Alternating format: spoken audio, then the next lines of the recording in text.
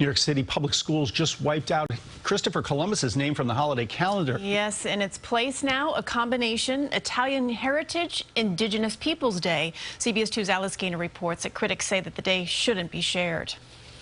Statues of Christopher Columbus have toppled around the country. Racial justice advocates accuse him of genocide and exploitation of Native peoples in the Americas. Italian-American groups say his contributions should not be forgotten.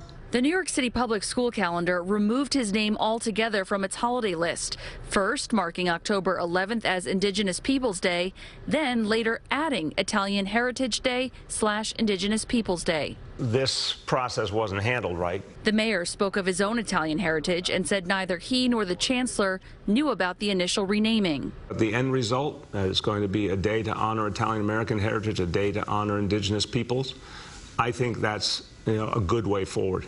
The governor, also Italian American, disagrees. I support an Indigenous peoples holiday, but I also support Columbus Day. Don't pit one group against another. Don't placate us with some fabricated holiday. Andre Domino is an executive board member of the Italian American One Voice Coalition. For me personally, it's very important because my grandparents and parents came here from Italy, and when they got here, this was not a great place for them.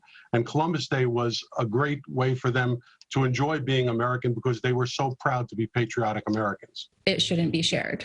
Yagowina Oaks, the founding director of North American Indigenous Center of New York, agrees. Why do we have to continually, split down the middle and compromise when we ask for so little? It's a time to really acknowledge Native Americans from this land. But she says this does represent change. It's also important for all the kids who have that day off, knowing what that day now is. Oaks says this is a good start and hopes the conversation continues. In Columbus Circle, Alice Gaynor, CBS 2 News.